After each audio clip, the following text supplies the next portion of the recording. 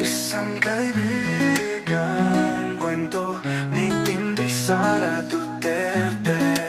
Siya ay sagana sa pagkain at kaibigan, at ang kanyang tahanan ay laging bukas para sa masasayang salo-salo. Kasama sila Uwak, Tikling, Kalapati, Loro at marami pang ibang ibon. Ngunit dumating ang isang bagyong walang awan na sumira sa kanyang pugad, at lahat na meron si Quago walang natira kundi ang kalungkutan at kagutuman. Nagkila pa ang mga kaibigan, minsan ay kasama sa saya ay naglaho na parang bula.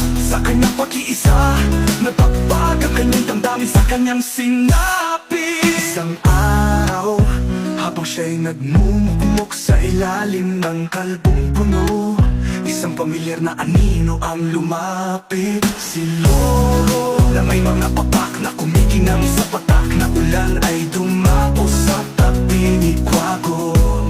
Wago, kaibigan, malumanay na sabi ni Loro, ang bagyo ay panandalian lamang. Nandito ako upang tumulong na muling itayo ang iyong pugad habang inaayos natin ang iyong pahanan. Bakit hindi ka muna sa akin tumuloy? Magkasama nating hihintayin ang muling pagyabong ng iyong mahal na puno ng mangga. Napuluwa si Quago, hindi dahil sa kalungkutan kundi dahil sa pasasalamat. Lora niya, ikaw ay tunay na kaibigan. Ng pagkakaroon ng isang kaibigan sa panahon ng unos ay higit na mahalaga kaysa sa 1,000 kaibigan sa panahon ng kasiyahan. Ang sakit na ng kahirapan, dalawang ibon ang magkasamang nagtulungan, hindi lamang na muling itaguyod ang isang boga, kundi para patunayan na sa oras ng pangangailangan ang tunay na kaibigan ay hindi kailanman maglalaho.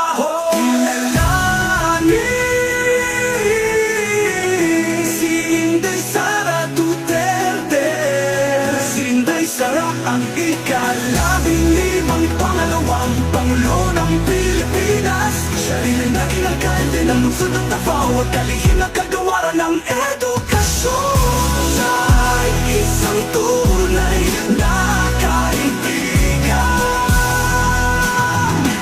si Inday Sara Duterte. Si Inday Sara ang ika-15 pangalawang Pangulo ng Pilipinas. Siya rin ay naging alkalde ng lungsod ng Davao